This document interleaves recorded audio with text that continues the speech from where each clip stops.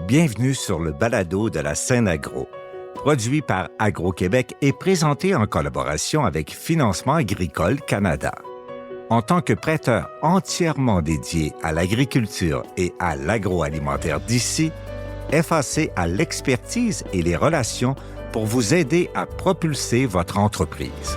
Visitez fac.ca. Ici Lionel Levac. L'innovation dans le secteur agroalimentaire doit être vue comme un levier de développement et un outil permettant de traverser le contexte actuel d'instabilité.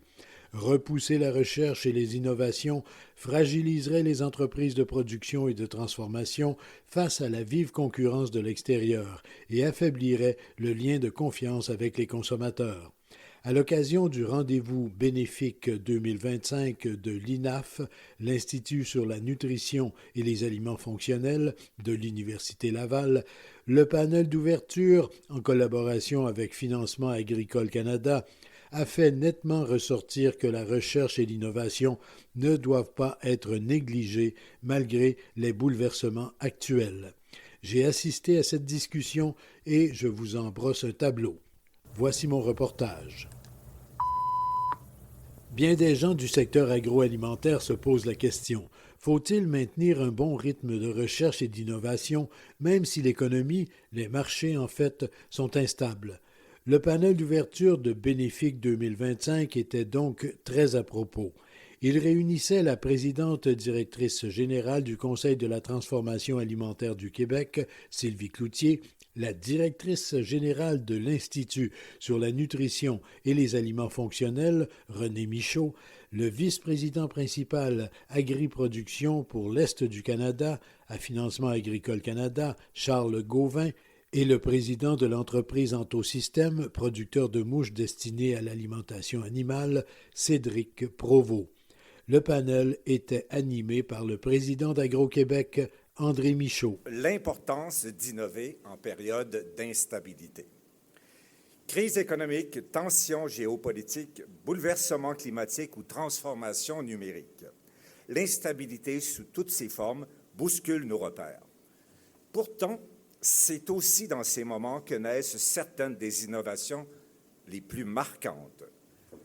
Quand on parle d'innovation, on a souvent le réflexe de penser à une innovation technologique comme la robotisation ou encore l'automatisation. Mais elle peut aussi être organisationnelle ou sociale. On peut voir l'innovation de différentes façons. On peut penser aussi à une innovation en termes de financement, de commercialisation, de positionnement stratégique. D'abord, Sylvie, dans cet article d'opinion que tu co-signais avec Betty dans la presse du 16 octobre dernier, on comprend que le simple fait de s'adapter constitue une innovation pour les entreprises de transformation. On comprend aussi que l'innovation fait déjà partie du quotidien des entreprises. Tout d'abord, il faut que l'innovation réponde à un besoin. On ne peut pas inventer un besoin avec une nouvelle innovation, puis si on le fait, souvent, le produit ne sera pas commercialisé. Donc, le succès d'une innovation est d'abord et avant tout son succès commercial. Mais on n'a pas le choix d'innover si on n'innove pas. En l'espace de 5 ans, on n'est plus sur les tablettes. Alors, l'innovation peut être à plusieurs niveaux, le produit comme tel, l'emballage ou la création d'un nouveau produit au complet. Donc, l'innovation est au cœur des besoins des entreprises. Sinon, on ne survit pas, surtout dans le contexte actuel. Selon René Michaud de l'INAF, l'innovation doit être vue comme une partie intégrante du processus d'amélioration continue absolument essentiel. Un puissant levier. Ce qu'on veut, c'est pas seulement améliorer, mais créer une nouveauté, mais qui apporte des gains. Des gains pour les utilisateurs, que ce soit les entreprises eux-mêmes ou combler un besoin du marché. Donc, on va innover pour être plus compétitif, on va innover pour développer un nouveau marché. Mais ce qui est important aussi de comprendre, c'est qu'en recherche et développement, puis au terme de l'innovation, il y a quand même un grand continuum pour lequel on peut aller de l'innovation de rupture, pour lequel, là, on a une innovation propriétaire, pour lequel on a un brevet et tout ça. Mais dans d'autres cas aussi, ça peut être un secret industriel, une façon aussi de se distinguer sur le terrain pour lequel on a quand même innové et on s'est démarqué. grâce à la recherche et au développement, mais plus ça va aussi au niveau collectif, on fait des innovations sociales franchement intéressantes dans le domaine alimentaire. Et c'est dans le spectre de l'innovation. Bien sûr, on doit financer l'innovation. Charles Gauvin de FAC, Financement agricole Canada. C'est important que ces idées-là soient supportées. Puis quand des gens ont des idées innovantes, il faut être capable de les écouter, de les challenger, de les supporter, puis de mettre notre réseau de contacts vraiment à profit. Puis on a fait beaucoup de chemin depuis 25 ans par rapport à notre ouverture à ces idées-là différentes. Avant ça, on était peut-être plus conformistes, on cherchait des idées qu'on connaissait déjà, mais l'innovation est essentielle pour la survie et la progression de notre secteur. Donc, notre rôle, puis d'ailleurs, on s'est engagé à investir 2 milliards sur 5 ans en innovation. Donc, c'est de prendre des risques, de bâtir un écosystème, justement, plus innovant, qui va avoir des capitaux. Notre 2 milliards, on veut qu'il fasse plus que 2 milliards. On veut attirer d'autres capitaux. Il y a un sous-financement de l'innovation en agriculture, en agroalimentaire, absolument. On a un retard. Fait que l'objectif, c'est que nous autres, on met 2 milliards là-dedans, mais on veut inviter d'autres. On veut créer un effet de boule de neige. Aussi de prendre plus de risques, d'être plus ouvert aux idées innovantes. L'exemple probant d'Antosystème, son président Cédric Provost. Donc, nous, on récupère tous les résidus d'épicerie, probablement des épiceries du Québec au complet. Ça, c'est le côté innovant. Il faut bâtir une industrie. Donc, l'innovation vient autant au niveau réglementaire ou au niveau du financement. Mais ça vient aussi, à l'inverse, on est parti de la problématique. Mais après ça, il n'y a pas nécessairement des gens qui attendaient chez eux à vouloir donner des insectes à manger à leurs animaux. Donc, il y a vraiment tout un challenge d'innovation. C'est là d'avoir des partenaires. Si FAC va financer les achats de fertilisants que moi, je vais produire, bien, ça vient ajouter toute la crédibilité. Fait que je pense que ça prend vraiment un écosystème au complet pour faire fonctionner l'innovation. Rappelons-le, le contexte actuel est instable, inquiétant, diront certains. Charles Gauvin. C'est une forme de paralysie. Les gens sont en mode attente. OK, un ralentissement, là. Absolument. Il y a un ralentissement.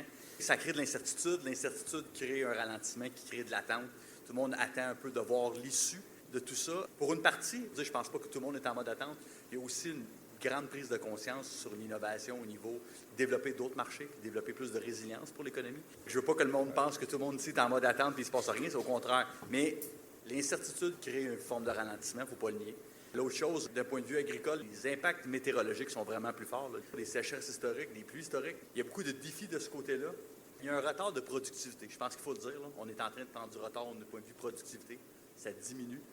Production et transformation. Absolument, des deux côtés. Pour différentes raisons, dont peut-être pas assez de capitaux investis dans l'innovation. Le potentiel au niveau productivité pour la chaîne de valeur, c'est 30 milliards par année. C'est énorme. C'est important de continuer d'investir, de continuer d'innover. On ralentit puis on perd notre place tranquillement. Fait que la productivité est aussi au cœur des préoccupations. Puis il faut trouver une manière de combler le retard qu'on est en train de prendre. Les dernières années ont été éprouvantes, confirme Sylvie Cloutier du Conseil de la transformation alimentaire du Québec. En fait, le contexte actuel a débuté il y a 5 ans. Et on n'a pas eu vraiment de pause depuis. On nous lance un défi après un autre. Alors là, bien évidemment, ça a commencé avec la pandémie qui a mis à rude épreuve les chaînes d'approvisionnement et l'entièreté de l'industrie. Là, avec les tarifs et l'incertitude, c'est extrêmement difficile pour une entreprise de prendre une décision actuellement à savoir est-ce qu'ils vont investir ici, au Québec, au Canada ou ailleurs. Et il y en a beaucoup qui se posent la question, est-ce que le ailleurs, c'est les États-Unis? Puis est-ce qu'on parle d'une période de 3 ans ou de 7 ans encore? C'est une période qui est difficile. Effectivement, la productivité, on le sait, on est en retard de productivité depuis des années. Il n'y a pas eu suffisamment d'investissement de ce côté-là. On traîne un retard et puis les marges des entreprises se contractent aussi depuis 5 ans. Alors, c'est difficile pour une entreprise d'investir en automatisation, robotisation, recherche, développement, innovation, bien que c'est nécessaire et essentiel pour rester sur le marché. Le soutien à la recherche est donc crucial. De nouveau, Sylvie Cloutier du CETAC et René Michaud de l'INAF. Puis on va voir si le budget, avec certaines annonces sur l'amortissement, par exemple, ou autres, va donner un nouveau souffle à l'industrie et encourager les investissements. En espérant que l'agroalimentaire pourrait être au même niveau que l'avionique, au même niveau que les batteries, ou enfin, peu importe. Les attentes, c'est beaucoup en ce moment du court terme. On est fragile, on est dans une période d'incertitude, on ne veut pas investir encore dans des projets trop longs, trop durables. Fait qu'on sent un recul aussi en investissement en recherche et développement de la part de l'industrie.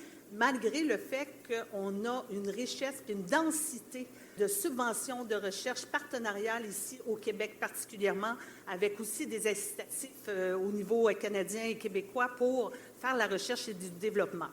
Mais dans une période où est-ce qu'on veut d'abord optimiser les coûts de production, on a vu aussi que l'enjeu de la main-d'œuvre a juste accentué un peu cette fragilité-là d'investir en recherche et développement. On voit aussi que ces investissements ont permis l'ouverture de nouveaux marchés. Les entreprises, on le sait, cherchent des nouveaux marchés.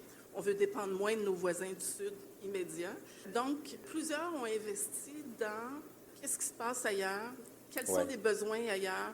Et là, aujourd'hui, ils réalisent que c'était des investissements puis de la recherche qui était payante. Oui, absolument. L'investissement en recherche et innovation est payant. Il est rentable. De nouveau, Charles Gauvin de FAC qui ajoute à l'exemple de l'entreprise Antosystème. C'est documenté au niveau de nos clients. Les entreprises qui vendent ailleurs qu'uniquement aux États-Unis, donc qui ont des marchés qui sont diversifiés, ils ont une meilleure position financière. Ils font 6 % plus de profit que les entreprises qui ne vendent uniquement qu'aux États-Unis. Petite parenthèse. Le défi, c'est de choisir quelle entreprise que je veux vous parler. L'entreprise qui fait du développement génétique au niveau des cultures, Céréla à Saint-Hugues, qui investit dans des chambres de croissance pour accélérer le rythme, la progression de sa génétique, si vous voulez. Il y a une récolte par année habituellement au Québec dans un champ. Avec les chambres de croissance, ils vont être capables de faire 3 saisons à un an. Donc, seulement qu'ils vont être capables de développer des produits plus spécifiques pour des marchés plus rapidement. André, tu l'as dit, je suis un peu impliqué en production acéricole à petite échelle, je m'amuse avec ça. Toute la technologie en production acéricole a probablement fait doubler les rendements depuis 10 à 15 ans. Là. Tout le monitoring, la précision qui est amenée à ces entreprises-là. Donc, ça répond à un besoin. Cette industrie-là, ça ne l'avait pas innové, elle ne serait pas capable de répondre aux besoins aujourd'hui. Aussi, il est clair que les efforts regroupés ajoutent à l'efficacité de la recherche. René Michaud. Je vais nommer 3 réseaux existants. Protéines Industrie Canada, c'est un beau programme de recherche aussi qui est accessible pour les partenaires industriels avec les chercheurs. Donc, je pense qu'on ne vient pas chercher notre quote-part de ce beau réseau-là. Comme un réseau RCIA aussi, c'est un autre beau réseau aussi canadien de recherche en innovation alimentaire qui offre des beaux leviers aussi, même pour les start-up. On pourrait faire mention aussi du réseau Produits Naturels Canada dans le domaine plus de l'ingrédience aussi, qui supporte notamment les jeunes entreprises, les start-up. Mais récemment, on a annoncé un investissement à l'INAF de 1,5 million de FAC-FCC pour permettre aux chercheurs de l'INAF de travailler sur un sujet absolument crucial en ce moment, c'est l'abordabilité alimentaire. Donc, c'est vraiment un beau levier national pour lequel les chercheurs de l'INAF travailleront en équipe intersectorielle sur différents leviers, tout ce qui touche les technologies pour les rendre plus abordables et permettre de diminuer le coût de l'aliment, avec une autre équipe aussi qui va se concentrer plus sur l'économie circulaire, comment être agile aussi dans l'utilisation des intrants, aussi au niveau plus des systèmes alimentaires territoriaux, travailler sur les systèmes de circuits courts, travailler aussi sur des épiceries alternatives pour, encore une fois, trouver des façons de rendre l'alimentation abordable. Et finalement, un dernier levier national, très récent aussi, c'est notre participation à un réseau qui s'appelle Sustainable Food for Canada, un nouveau réseau qui va permettre de développer la fibre entrepreneuriale chez les citoyens, mais aussi tous les étudiants qui auraient peut-être le désir, le souhait de participer à des problématiques d'innovation de grandes entreprises en développant eux-mêmes une petite entreprise. On ne doit pas s'en tenir au financement étatique. Il est nécessaire, mais le secteur privé doit s'impliquer. Cédric Provost, d'Antosystème. Localement, on a fait une offre d'emploi éleveur de mouches recherchées. Il n'y avait pas beaucoup de gens qui ont levé la main.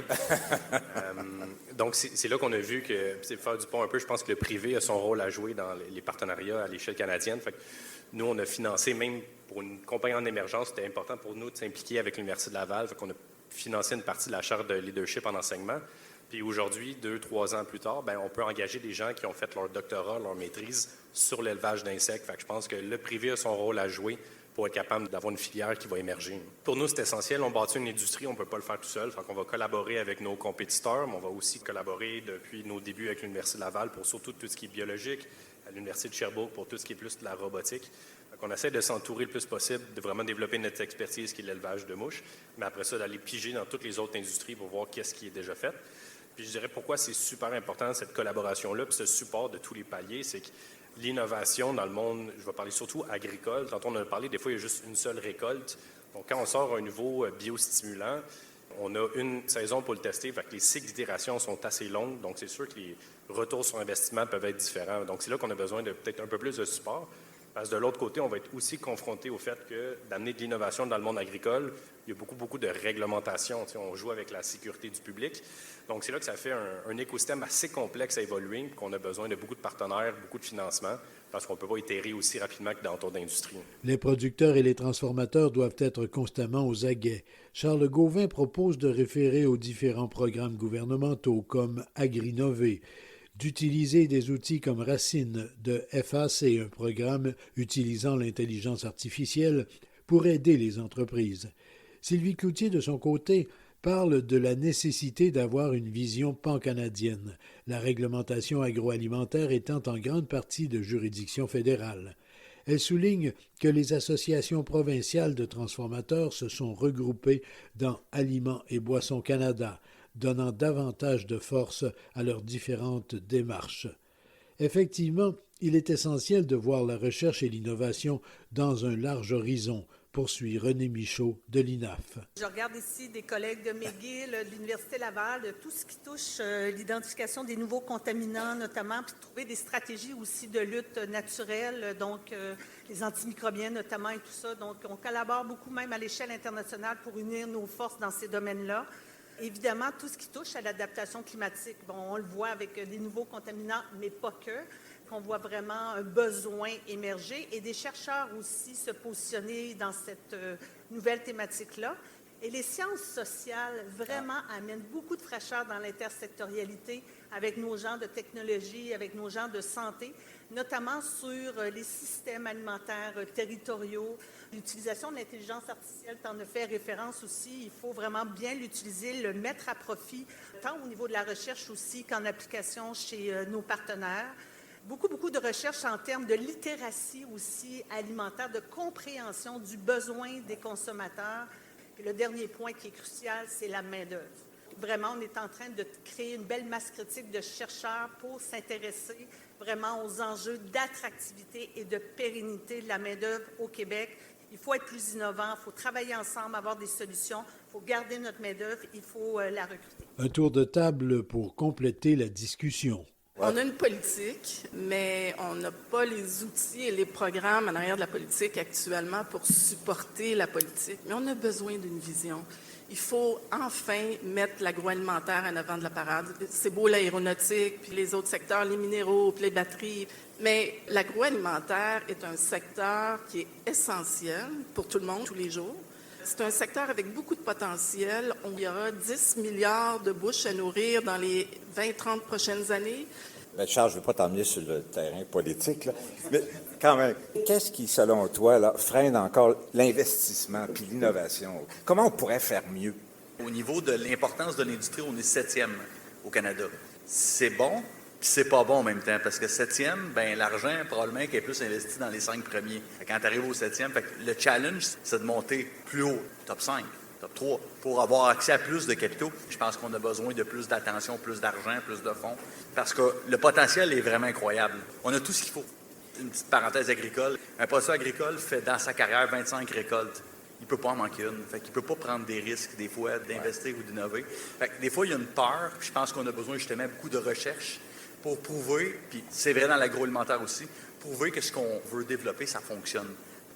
René, est-ce que la recherche est suffisamment soutenue pour accompagner justement les besoins d'innovation? C'est bien, mais on pourrait faire mieux.